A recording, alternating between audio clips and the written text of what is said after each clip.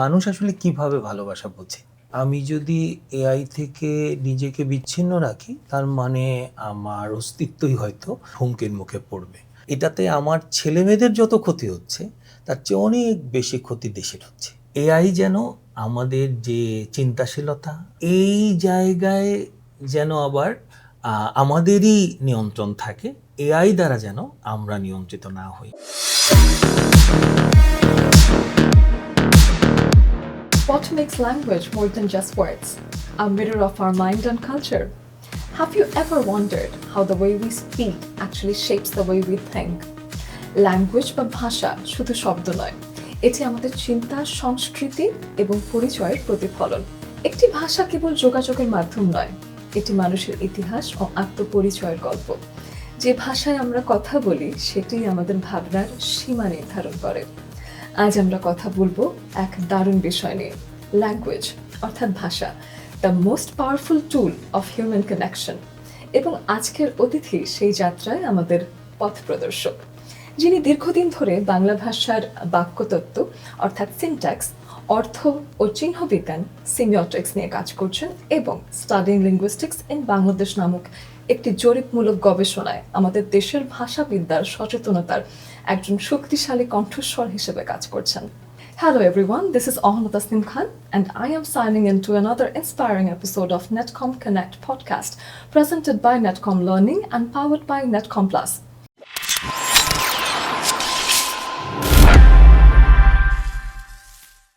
স্বাগত জানাচ্ছি ঢাকা বিশ্ববিদ্যালয়ের লিঙ্গুইস্টিক্স ডিপার্টমেন্টের প্রফেসর, আধুনিক ভাষাবিদ এবং গবেষক ডক্টর সাইদ শাহরিয়ার রহমান স্যারকে। স্যার কেমন আছেন? আছি ভালো, আপনি কেমন আছেন? ভীষণ ভালো আছি, আপনাকে পেয়ে ভীষণ ভালো লাগছে এবং আপনার একাডেমিক যাত্রা চমৎকার, মজবুত এবং বৈচিত্র্যময়। আপনি পিএইচডিও করেছেন বাক্যতত্ত্ব অর্থাৎ সিনট্যাক্সে এবং সেই সাথে আপনি বিভিন্ন আন্তর্জাতিক কনফারেন্সে আপনার গবেষণাও উপস্থাপন করেছেন। এই সফরটা তো ভীষণ শিক্ষণীয়। আমরা জানতে চাই যে লিঙ্গুইস্টিক্সের প্রতি আপনার এই আগ্রহটার শুরুটা কোথায় ছিল? ভাষা নিয়ে একটা আগ্রহ ছিল, ছোটবেলা থেকেই ছিল, কিন্তু কখনো ভাবিনি যে লিঙ্গুইস্টিক্সে নিজের ক্যারিয়ার তৈরি হবে। মূলত আমি ঢাকা বিশ্ববিদ্যালয়ে জয়েন করি 2003 সালে। তো ভাষাবিজ্ঞান বিভাগে একজন নবীন শিক্ষক হিসাবে জয়েন করার থেকেই যদি যাত্রাটা শুরুর ধরি, তাহলে প্রথম দিকে খুব যে বুঝে উঠতে পেরেছি সব কিছু এমন না। ধীরে ধীরে অনেকটা লার্নিং বাই ডুইং এই প্রক্রিয়া ব্যবহার করেই আসলে যাত্রা এগিয়েছে। বিশেষ করে লিঙ্গুইস্টিক্স তো অনেক বেশি মাল্টিডিসিপ্লিনারি, এর অনেক রকম শাখা প্রশাখা আছে এবং এর অ্যাপ্লাইড জায়গাগুলোও ব্যাপক। তো ওটাই প্রথম একটা বড় ভাবনার বিষয় ছিল যে কোন দিকে নিজের ক্যারিয়ারটাকে আঁকাবো, মানে লিঙ্গুইস্টিক্সের ভেতরে যে সাবডিসিপ্লিনগুলো সেখানে নিজের জায়গাটা কোন দিকে আঁকাবো। তো সেদিক থেকে চিন্তা করলে আমার হাতে দুটো অপশন এসে হাজির হয়েছিল। একটা হচ্ছে থিওরিটিক্যাল লিঙ্গুইস্টিক্সে নিজের ক্যারিয়ার ডেভেলপ করা, আর একটা হচ্ছে ক্লিনিক্যাল লিঙ্গুইস্টিক্সে। তো আমি শেষ পর্যন্ত ভেবে এই থিওরিটিক্যাল লিঙ্গুইস্টিক্সকেই বেছে নিই। এই সিনট্যাক্স মূলত থিওরিটিক্যাল লিঙ্গুইস্টিক্সেরই একটা কোর এরিয়া, এছাড়া যেমন ফোনেটিক্স আছে, মরফোলজি আছে, এরকম সিনট্যাক্সও এরই একটা অংশ। তো ওই থিওরিটিক্যাল লিঙ্গুইস্টিক্সেই তারপরে চলা, আর এখন ছাত্রদের পড়াচ্ছি সিনট্যাক্সের বাইরেও ফোনেটিক্স, ফোনোলজি পড়াচ্ছি, কর্পাস লিঙ্গুইস্টিক্স বলে একটা কোর্স পড়াচ্ছি। এই সব মিলিয়ে ক্যারিয়ার চলছে আর কি। বেশ চমৎকার। এবং গবেষণার সময় আসলে আপনার জন্য সব থেকে বড় চ্যালেঞ্জ কি ছিল এবং সেটা আপনি অতিক্রম করলেন কি? চ্যালেঞ্জের জায়গাটা কি, আমাদের মানে আমার যেহেতু সিনট্যাক্সের এরিয়া অফ স্টাডি ছিল বাংলা সিনট্যাক্স, তো কাজ করতে গিয়ে সবচেয়ে বেশি সমস্যার মধ্যে পড়তে হয়েছে, এবং শুধু আমার সময়ে পড়তে হয়েছে এমন না, এখনও পড়তে হয়। সেটা হচ্ছে যে বাংলা ভাষার লিঙ্গুইস্টিক অ্যাপ্রোচ থেকে খুব বেশি বই নেই, খুবই অপ্রতুল। হ্যাঁ, ফলে যেটা হচ্ছে যে আমার হয়তো একটা রিসার্চের ফোকাস যেটা, তার বাইরেও অনেক কিছুই মানে নিজেকে তৈরি করে নিতে হয়, যেটা হয়তো আমার হাতে যথেষ্ট পরিমাণ রেফারেন্স বই থাকলে, বিশেষ করে বাংলা সিনট্যাক্সের উপর, তাহলে যেটা হতো যে আমার জন্য কাজটা অনেক বেশি সহজ হতো। সেটা তো তখনও একটা ঘাটতি ছিল, এখনো আছে, এটাই যেমন মনে একটা হয়। নতুন কৌতূহল তৈরি হলে আপনি একটা বই খুঁজছেন, হয়তো সেই উত্তরটা পাচ্ছেন না, তো সেটা আবার অনেক রিসার্চ করে অন্যভাবে বের করতে হয়েছে। আসলেই তাই। কারণ বাংলা ভাষায় বাক্যতত্ত্ব বলি, রূপতত্ত্ব বলি, এই অধিকাংশ বই খুব আহ, মানে কনভেনশনাল অ্যাপ্রোচে, অনেকটা প্রেসক্রিপটিভ অ্যাপ্রোচে লেখা। অল্প বই আছে জি। যেগুলো লিঙ্গুইস্টিক অ্যাপ্রোচে, কারণ লিঙ্গুইস্টিক্সের দুটো বিশেষ ফোকাস থাকে। একটা হচ্ছে এটা খুব সিস্টেম্যাটিক স্টাডি, আর দ্বিতীয় বিষয় হচ্ছে এটা খুব অবজেক্টিভ একটা স্টাডি। জি। তো এই দুটোর কম্বিনেশন এখন পর্যন্ত বাংলা সিনট্যাক্স বা বাংলা অন্যান্য বাংলা ভাষার অন্যান্য বিষয় নিয়ে অপেক্ষাকৃত কম। আসলেই তাই, এবং দেখা যায় যে বাংলা ভাষা আমাদের নিজেদের ভাষা হলেও এর শিক্ষার জায়গাটা কিন্তু আসলে বেশ একটু কঠিন বেশ। হ্যাঁ, সেটা আমরা হয়তো আবেগটাকে বেশি গুরুত্ব দিচ্ছি, হ্যাঁ। কিন্তু ভাষা শেখা যে খুব গুরুত্বপূর্ণ সেটা হয়তো আমাদের নীতি নির্ধারণেও একটু চিন্তাটা আমরা করে উঠতে পারিনি।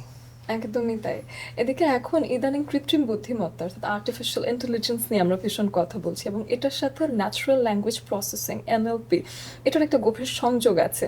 এই জায়গায় লিঙ্গুইস্টিক্স ডিপার্টমেন্টের ভূমিকা যেহেতু ভীষণ গুরুত্বপূর্ণ, আপনি আসলে লিঙ্গুইস্টিক্সের অবদানে NLP আর AI এর উন্নয়নে কি ফিউচার দেখছেন? আমি যদি প্রথমে বর্তমান অবস্থাটা বলি, গত 10 বছর, হ্যাঁ মোটামুটি 10 বছর, তো 10 বছর সময়ের মধ্যে আসলে বাংলাদেশে এনএলপি রিলেটেড রিসার্চ, বিশেষ করে বাংলা ভাষাভিত্তিক যে এনএলপি রিসার্চ এবং আহ, বিভিন্ন ধরনের অ্যাক্টিভিটিস, এক্ষেত্রে লিঙ্গুইস্টিক্স ডিপার্টমেন্ট তার শিক্ষার্থীদের মাধ্যমে এবং শিক্ষকদের মাধ্যমে জি। একটা ভালো সাপোর্ট দিয়ে এসছে। এবং এটা সরকারি পর্যায়ে বিভিন্ন উদ্যোগ আছে, আইসিটি ডিভিশনের অনেক উদ্যোগ আছে, সেখানেও বিভিন্ন ক্যাপাসিটিতে লিঙ্গুইস্টিক্স ডিপার্টমেন্টের টিচাররা কন্ট্রিবিউট করছে, আমাদের ছেলেমেয়েরা ওখানে কাজ করছে। এবং এমনকি এই সরকারি উদ্যোগের বাইরেও বিভিন্ন বেসরকারি প্রতিষ্ঠানে, বিশেষ করে যারা বাংলা এনএলপি নিয়ে কাজ করছে, ইভেন গত কয়েক বছর ধরে এআই ভিত্তিক যেসব ডেভেলপমেন্ট হচ্ছে সেখানে আমাদের ছেলেমেয়েরা কাজ করছে। তো এটা আমাদের বাস্তবতা এবং বর্তমান অবস্থা। তো আশা করা যায় যে ভবিষ্যতে আমাদের এই উদ্যোগ এবং এই কন্ট্রিবিউশনটা আরও বাড়বে, এবং আমরা আরও বেশি একটা কার্যকর ভূমিকা রাখতে পারবো বলে মনে করি। একদমই, মানে ইদানিং তো দেখা যাচ্ছে যে ভাষা আর প্রযুক্তি যুক্ত হয়ে যাচ্ছে একজন আরেকজনের সাথে। তো সেই ক্ষেত্রে বাংলা ভাষার জন্য NLP অ্যান্ড AI দুটোই ভূমিকা রাখবে বলে মনে করছেন? হ্যাঁ, অবশ্যই। কারণ এখন সময়টাই এরকম যে আমি যদি এআই থেকে নিজেকে বিচ্ছিন্ন রাখি, তার মানে আমার অস্তিত্বই হয়তো খুব হুমকির মুখে পড়বে। তো বরং আমি এটাকে দেখি যে এআইকে বাংলা ভাষার ক্ষেত্রে যদি খুব কার্যকরভাবে কাজে লাগানো যায়, তাহলে বাংলা ভাষার যে অনেক ধরনের মানে মেশিন রিডেবল রিসোর্সের যে ঘাটতি আছে, সেটা অনেকখানি পূরণ করা সম্ভব যদি যথাযথভাবে এটার প্রয়োগ ঘটানো যায়। আচ্ছা। ২০২৪ সালে ইউনেস্কোর একটা রিপোর্ট এসেছিল, যেখান থেকে বলা হচ্ছে যে ৭,০০০ ভাষা, বিশ্বের ৭,০০০ ভাষার ভেতর প্রায় ৪০ ভাগই আগামী ১০০ বছরে হারিয়ে যেতে পারে। কিন্তু আর্টিফিশিয়াল ইন্টেলিজেন্স ভাষা সংরক্ষণের সুযোগও তৈরি করছে। যেমন গুগলের বুলারু প্রকল্প আছে। তো সেই ক্ষেত্রে AI কিভাবে মানব ভাষা শেখা আর বোঝার চেষ্টা করছে, এই প্রক্রিয়াটাকে আপনি ভাষাবিদ হিসেবে কিভাবে দেখেন? হ্যাঁ, প্রক্রিয়াটা তো নিঃসন্দেহে ভালো। কিন্তু যদি আমাদের লক্ষ্য থাকে যে ভাষা রক্ষা, সেটা কিন্তু মানুষের মুখেই আসলে ভাষাকে টিকে থাকতে হবে। এআই হয়তো একটা সাহায্যকারী ভূমিকা রাখতে পারে, কিন্তু ভাষা বিলুপ্ত হওয়ার একটা বিকল্প পদ্ধতি, মানে বিলুপ্তি ঠেকানোর বিকল্প পদ্ধতি যদি হয় এআইকে এই ভাষাগুলো সম্পর্কে দক্ষ করা, তাহলেও এক ধরনের একটা আর্কাইভিং হবে। কারণ এআই তো মানুষের প্রয়োজন অনুসারে সাপোর্টটা দেয়। তো ওই ভাষাটাই যদি কারো প্রয়োজন না থাকে, তাহলে এআইকে দিয়ে সেই ভাষাটা শিখিয়েও আর্কাইভিংয়ের কাজ ছাড়া খুব বেশি কিছু করা যাবে কিনা আমার সন্দেহ আছে। একেবারেই, কিন্তু যখন দেখা যাবে এআই এর কাছে তথ্যটা আছে এবং তাকে আমরা আর্কাইভড করে রেখেছি, তখন কিন্তু যদি পরবর্তী প্রজন্ম যারা ভাষা শিখতে যাচ্ছেন, তারা কিন্তু এআই এর কাছে গেলে উত্তরটা পাবেন। তারা বরঞ্চ একটা জায়গায়, এখন তো আমরা সবকিছুর জন্যই এআই কে নক করছি যে আমাকে এটা বলো, সেটা বলো। তো সেই ক্ষেত্রে মানুষ শিখতে গেলে যাতে এআই এর কাছ থেকেও শিখতে পারে, সেটা একটা হ্যাঁ, চমৎকার অবশ্যই, জায়গা মানে হতে সেই পারে। ওই আর কি, যে সাহায্যকারী একটা জায়গা, নিঃসন্দেহে এটা কাজে লাগবে। একদম। তো সেক্ষেত্রে আমি জানি যে আপনি প্রযুক্তির সাথে বেশ এখনো কাজ করেন এবং প্রযুক্তি ব্যাপারে আপনি সমৃদ্ধ। তো সেক্ষেত্রে একটা প্রশ্ন যেটা আছে সেটা হলো যে আমরা যখন বলি ভালোবাসা, যেকোনো মেশিন এটা কি পুরো আবেগটাকে বুঝতে পারে বলে আপনি মনে করেন? নাকি শুধু শব্দটাকে প্রেডিক্ট করে? আহ, যদি একটু প্রসঙ্গটাকে একটু অন্য জায়গা থেকে দেখি, যে মেশিনের প্রসঙ্গটা না এনে মানুষের কথাই যদি আগে ধরি, যে মানুষ আসলে কিভাবে ভালোবাসা বোঝে, সেটাও কিন্তু একটা বড় প্রশ্ন। জনে কারণ জনে কিন্তু ভিন্ন ভিন্ন হতে ভাবনা পারে, থাকে। এবং মানুষ হয়তো সাধারণভাবে যদি কতগুলো বৈশিষ্ট্য বিবেচনায় নেই, যে যেমন প্রকাশ থেকে মানুষ ভালোবাসা বোঝে, কোনো একটা বাক্য, কোনো একটা শব্দ থেকে মানুষ ভালোবাসা বোঝে, কোনো ধরনের ম্যাটেরিয়ালিস্টিক এক্সপ্রেশন থেকেও বোঝে, কোনো একটা উপহার, কোনো একটা কিছু। আমি মানে খুব গভীর চিন্তার জায়গা থেকে না দেখে খুব সাধারণভাবে মামুলি ভাবনা দিয়ে যদি দেখি, তাহলে ভালোবাসা সাধারণত এইভাবে বোঝে হয়তো মানুষ। যদিও এটা নিয়ে মানে বিতর্ক থাকবেই।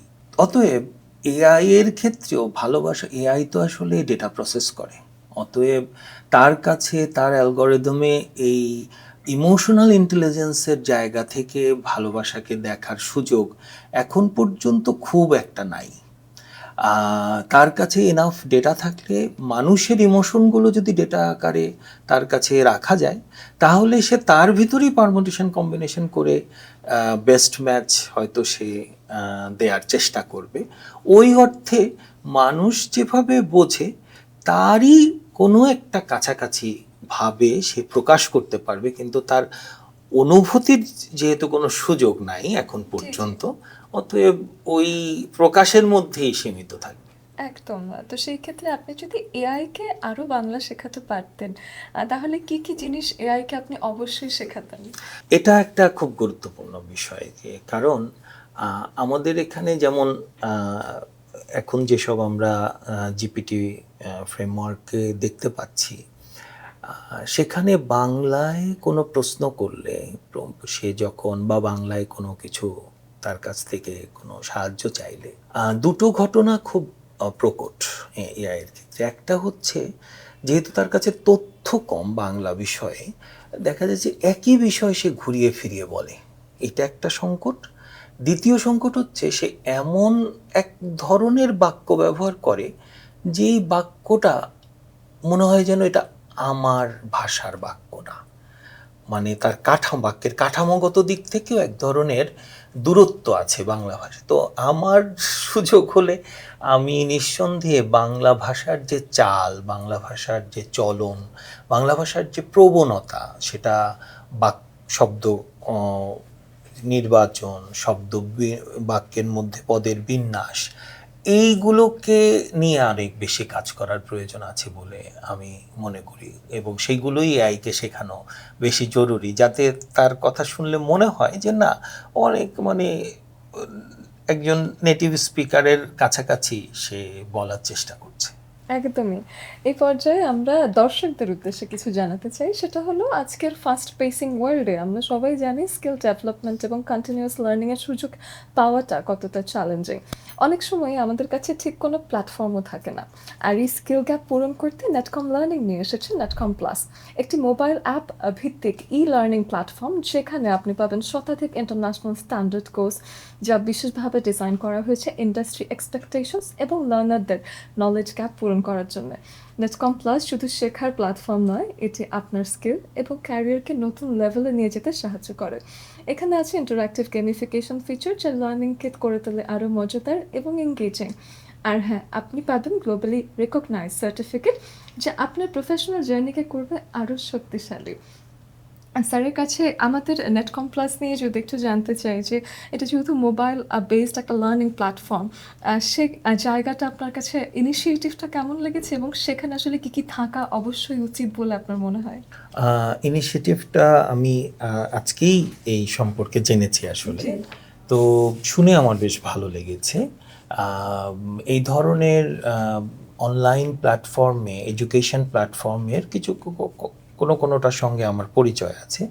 তো এটা তো একটা বড় সুযোগ, যেহেতু আমার সেলফ যে স্কিল এনহ্যান্সমেন্ট এবং আমাকে এক ধরনের ইন্ডাস্ট্রির জন্য নিজেকে নিজে প্রিপেয়ার করার ক্ষেত্রে এই ধরনের লার্নিং প্ল্যাটফর্ম মানে প্রচুর ভূমিকা রাখে। কারণ আমাদের দেখা যায় যে আমাদের দেশে, বিশেষ করে আমাদের দেশের ছেলেমেয়েদের যেই বিষয়ে তারা পড়াশোনা করে সেই বিষয়ে চাকরির সুযোগ খুবই কম। তো ফলে দেখা যাচ্ছে তার কিছু specific or required skill set দরকার হয়।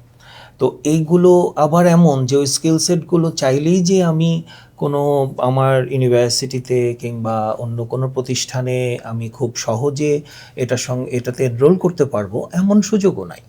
তো সেই ক্ষেত্রে এই ধরনের প্ল্যাটফর্ম আমার মনে হয় খুব কার্যকর হতে পারে যদি সেটা আমাদের ছেলেমেয়েদের জন্য এটা বাজেট ফ্রেন্ডলি হয় এবং সেই সাথে তাদের একটা ফাস্ট অফার যদি তাদের কাছে থাকে যে তাদের বিভিন্ন রকম ক্ষেত্রে তাদেরকে প্রিপেয়ার্ড করতে, তাদের স্কিল এনহ্যান্স করতে সেটা যদি একটা সাপোর্টিভ রোল প্লে করে, তাহলে এই ধরনের প্ল্যাটফর্ম আমাদের ছেলেমেয়েদের অনেক কাজে লাগবে। এই পর্যায়ে ভাষার আরেকটা দিক নিয়ে আসতে চাই। বাংলাদেশে তো অনেক উপভাষা এবং অনেক নৃগোষ্ঠী ভাষা আছে। যেমন চট্টগ্রামী, সাঁওতালি, সিলেটি বা চাকমা ভাষা যেগুলো আছে। তো সেক্ষেত্রে এই ধরনের ভাষাগুলোর সংরক্ষণ এবং এই ধরনের ভাষা নিয়ে গবেষণার গুরুত্ব আপনার কাছে কতটুকু? উপভাষা সংরক্ষণ গুরুত্ব এটার একটা উদ্যোগ অনেক আগে নেওয়া হয়েছিল। ডক্টর মোহাম্মদ শহীদুল্লাহ তত্ত্বাবধানে এই উদ্যোগটা নেওয়া হয়েছিল, কিন্তু উদ্যোগটা পদ্ধতিগতভাবে খুব উপযোগী হয়তো ছিল না। আর তাছাড়া ওনার মৃত্যু হয় এই প্রজেক্টটা চলাকালীন, ফলে প্রজেক্টটার পরে শেষ পর্যন্ত খুব ভালোভাবে শেষ হয়নি। একটা অভিধান পাওয়া যায়, আঞ্চলিক ভাষার অভিধান বলে, সেখানে শুধু শব্দ সংগ্রহের, কিন্তু ভাষা তো খালি শব্দ ভাণ্ডার না। ভাষার তার ধ্বনি, শব্দ, বাক্য কীভাবে মানুষ ব্যবহার করছে সেগুলো মিলিয়েই ভাষা। তো অতএব সেই জায়গা থেকে এই ধরনের উদ্যোগ খুব জরুরি।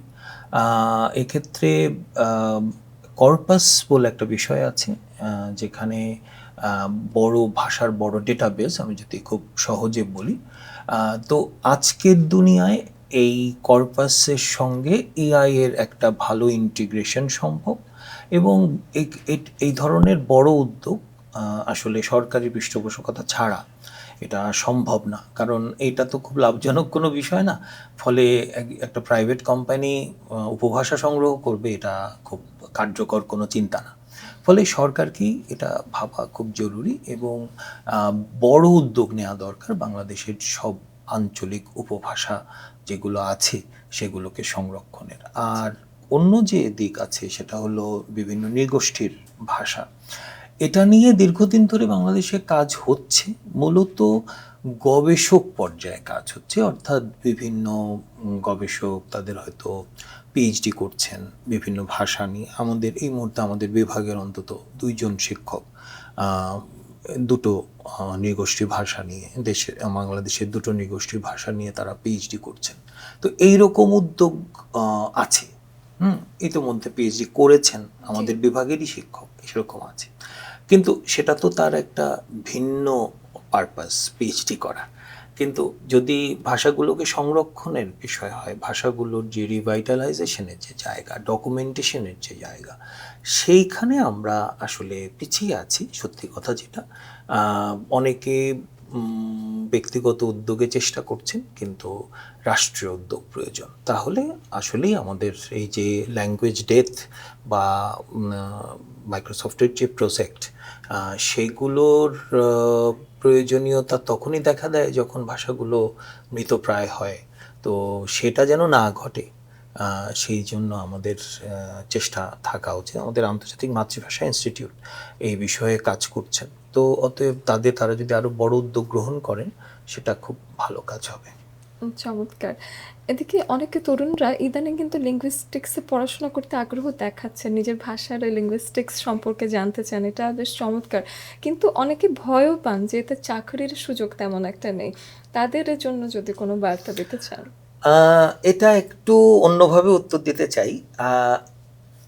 যদি দেখি যে ভাষা তো আমাদের খুবই প্রয়োজনীয় একটা বিষয়। আমাদের দৈনন্দিন কাজ, সেটা ব্যবসায়িক হোক, সরকারি কাজ হোক, বিভিন্ন কাজে ভাষার কোনো বিকল্প নাই। মানে ভাষা বিজ্ঞানের গ্র্যাজুয়েটদের চাকরির অভাব হওয়ার কথা ছিল না, কিন্তু হয়েছে। এর একটা বড় কারণ যে যে কাজগুলো ভাষা বিজ্ঞানের লোকেদের, সেই কাজটা হয়তো অন্য কেউ করছে। ফলে আমি যখন আমার যে দক্ষতা, সেই দক্ষতা না থাকা সত্ত্বেও আমি একটা কাজ করছি, ফলে একটা আশঙ্কা তো থাকেই যে কাজটা হয়তো অতখানি মানসম্পন্ন হবে না। আর ওই কিছুটা মানের ঘাটতি থাকা অবস্থাতেও যেহেতু সেগুলো বেশ ভালোই গ্রহণযোগ্যতা পাচ্ছে, অ্যাকসেপ্টেড হচ্ছে, ফলে ওই মানের চিন্তাটাই হয়তো কমে গেছে। এতে করে এমন অনেক ক্ষেত্র আছে, প্রাইভেট কিংবা পাবলিক, যেখানে একজন ভাষাবিজ্ঞানের দক্ষ মানুষের থাকাটা দরকার ছিল, একটা পদ হিসেবে থাকা দরকার, কিন্তু মানুষ সেটার প্রয়োজন মনে করছে না। ফলে আমি মনে করি যে এই যে ভাষাবিজ্ঞানের চাকরি বাকরি কম, এটাতে আমার ছেলেমেয়েদের যত ক্ষতি হচ্ছে, তার চেয়ে অনেক বেশি ক্ষতি দেশের হচ্ছে। এটা তো আমার ছেলেমেয়েরা ভাষাবিজ্ঞান পড়ার ক্ষেত্রে তাদের, এটা তো একটা বাস্তবতা যে বিশেষ করে ঢাকা বিশ্ববিদ্যালয়ে ভাষাবিজ্ঞান কিন্তু অনেকেই বাধ্য হয়ে পড়তে আসে। মানে অন্য বিভাগে সুযোগ হচ্ছে না বলে ভাষাবিজ্ঞান পড়তে আসে, কিন্তু পড়তে এসে তারা এর গুরুত্বটা বোঝে এবং এখানে যে অনেক সুযোগ আছে সেই সুযোগটা তারা টের পেয়ে দেখে যে এই সুযোগটা সে দেশে কাজে লাগাতে পারছে না, তখন সে চলে যায় দেশের বাইরে এবং একটা হায়ার স্টাডি প্ল্যান থেকেই সে বাইরে যায়। তারপরে কিন্তু সে আবার দেশে ফিরতে চায়, কিন্তু দেখা যায় যে সে ফিরে এসে যে সে কোনো একটা ভালো জায়গায় কাজ করবে, লিঙ্গুইস্টিক্সকে তার ক্যারিয়ার হিসেবে সে ডেভেলপ করবে, এই সুযোগটা থাকে না। ফলে কি হয়, সে বাইরেই থেকে যায়। তাহলে বাস্তবতাটা হচ্ছে কি যে আমার দেশের মেধাটা দেশে থাকলো না।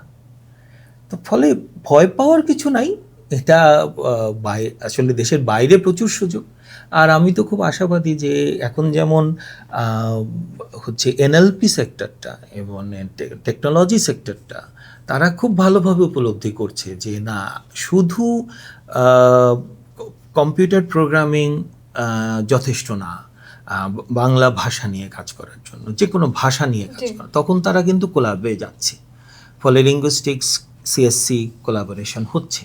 তো এই ফলে আমাদের ছেলেমেয়েদের ওই সেক্টরে চাকরিও হচ্ছে। এই সচেতনতা যদি অন্যান্য সেক্টরেও বাড়ে, তাহলে আমাদের ছেলেমেয়েদের অনেক বেশি সুযোগ হবে দেশে থাকা। না হলে আমার ছেলেমেয়েরা কেউ বেকার থাকে না, কিন্তু তারা দেশে থাকতে পারছে না, তারা বাইরে চলে যাচ্ছে। আমরা যেহেতু নতুন প্রযুক্তি নিয়ে শেখার চেষ্টা করছি এবং এআই এর সাথে ভাষার একটা সংযুক্তি আসলে ঘটানোর চেষ্টা চলছে। এআই কিন্তু ইদানিং বাংলা কবিতা লিখছে, এআই বাংলা গল্প লিখছে। তো এই জায়গাটাকেই আসলে যদি মানুষ কাজে লাগাতে চায়, মানুষ আসলে কিরকম কাজ করতে পারে? এআই কে কি ধরনের প্রম্পট দিতে পারে বা এআই কে দিয়ে বাংলা ভাষা শেখানোর কি কাজ হতে পারে? বাংলা ভাষা শেখানোর সেক্ষেত্রে এআই কিন্তু বাংলা বানান নিয়ে কাজ করতে পারে। আমাদের বাংলা বানান ব্যবহার করার ক্ষেত্রে আমরা মাঝে মাঝে খুব কনফিউজড হই। হুম, একই শব্দের একাধিক বানান আছে। তো এআই এর জন্য যদি আমরা বানানটা একটু ঠিকঠাকভাবে এআইকে শেখাতে পারি, তাহলে সেই সূত্র ধরে কিন্তু সাধারণ মানুষ সহজে বানানটা শিখতে পারে। এটা একটা বড় জায়গা। দ্বিতীয় কথা হচ্ছে যে আহ, বাংলা ভাষা ব্যবহার করার ক্ষেত্রে মানে বিশেষ করে পরিবেশ অনুযায়ী ভাষা ব্যবহার, অর্থাৎ একটা আনুষ্ঠানিক পরিবেশে আমি কিভাবে ভাষা ব্যবহার করছি, একটা একাডেমিক ক্ষেত্রে ভাষা কীভাবে ব্যবহার করছে, এই ধরনের মডিউল তৈরি করে এআইকে শেখানো যেতে পারে। সেটা কিন্তু কার্যকরভাবে দেখা যাবে যে একজন সাধারণ মানুষ সে এআই এর সহায়তা নিয়ে এই যে ভাষা ব্যবহারে বাক্য গঠন কিংবা শব্দ ব্যবহার, বিকল্প শব্দ ব্যবহার, এই ধরনের কাজগুলো চমৎকারভাবে কিন্তু শিখতে পারে। একদম। শেষ প্রশ্নের দিকে যেতে চাই এবং বাংলাদেশের যে শিক্ষা ব্যবস্থা, সেখানে বা গবেষণা ব্যবস্থায় যদি আপনি কোনো পরিবর্তন আনতে পারতেন, সেই একটা পরিবর্তন কি হতে পারে? প্রথম কথা হচ্ছে সেই সুযোগ তো আমার নাই এবং হবে বলে মনে করি না। হোক, আমরা চাই সেটা। কিন্তু হাইপোথেটিক্যালি যদি বলি, আমার সুযোগ হলে আমি বাংলাদেশের শিক্ষা ব্যবস্থায় মূলত যেই জায়গাটা পরিবর্তন আনতে চাইতাম সেটা হচ্ছে শিক্ষা ব্যবস্থাটাকে খুব যুক্তিভিত্তিক এবং চিন্তাশীল একটা জায়গা থেকে দেখতে চাইতাম। অর্থাৎ এমন একটা শিক্ষা ব্যবস্থা যেটা খুব বিজ্ঞান মনস্ক মানুষ তৈরি করবে এবং সে যে কোনো কিছুকে হুজুকে বিবেচনা না করে সে তার যুক্তিবুদ্ধি বিবেচনা করবে। এটা যদি সম্ভব হতো, একটা প্রজন্মকে ছোট থেকেই যদি তাদেরকে এরকম একটা জায়গায় আনা যায়, তাহলে আমাদের দেশের অনেক সমস্যার মনে হয় ভালো সমাধান হবে। বাহ! সুন্দর। আমরা এই পর্যায়ে আমাদের আয়োজনের শেষ মুহূর্তেই চলে এসেছি এবং দর্শক দেখতে, দেখতে আমরা নেটকপ কানেক্টের এই ইনসাইটফুল এপিসোডের একেবারেই শেষে আছি।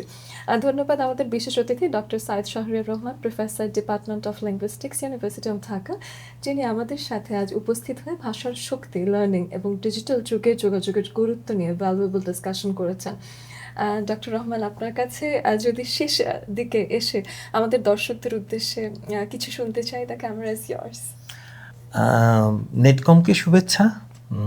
নেটকম যেভাবে ই লার্নিংকে দেশে জনপ্রিয় করে তোলার চেষ্টা করছে, সেটা তাদের সেই যাত্রা শুভ হোক, সফল হোক। যেহেতু নেটকমের একটা বড় কাজ হচ্ছে এআই লার্নিং, অতএব সেই দিক থেকে এভাবেই বলতে চাই যে পৃথিবীটা এমন একটা জায়গায় পৌঁছাচ্ছে যেখানে এআইকে দূরে রাখা সম্ভব না। অতএব এআইকে যেন একজন মানুষ তার দক্ষ সহকারী করে তুলতে পারে এবং নিজে সেই কাজের জন্য মানে এআই ব্যবহারের জন্য নিজেকে দক্ষ করে তুলতে পারে। আর সেই দক্ষতা বৃদ্ধির জন্য প্রশিক্ষণের প্রয়োজন। অতএব ভালো প্রশিক্ষণ, কার্যকর প্রশিক্ষণ একজন মানুষকে এই দক্ষতা দেবে যাতে করে এআইকে তার সর্বোত্তম ব্যবহার সে করতে সক্ষম হয়। তবে মাথায় রাখতে হবে যে এআই যেন আমাদের যে চিন্তাশীলতা, আমাদের যে সৃষ্টিশীলতা, আমাদের যে ক্রিটিক্যাল থিঙ্কিং, এই জায়গায় যেন আবার আমাদেরই নিয়ন্ত্রণ থাকে, এআই দ্বারা যেন আমরা নিয়ন্ত্রিত না হই।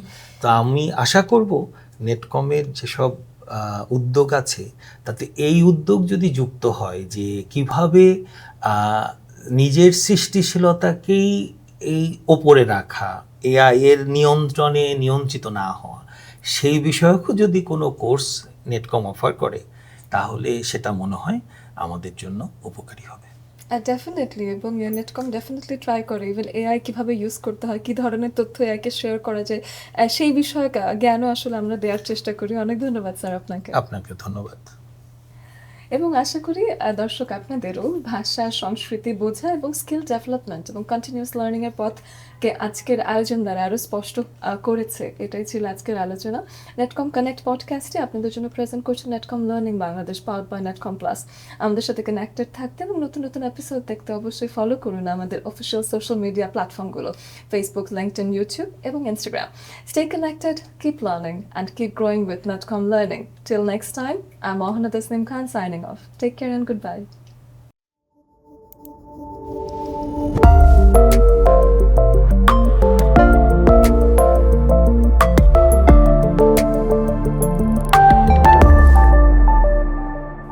Be a lifelong learner.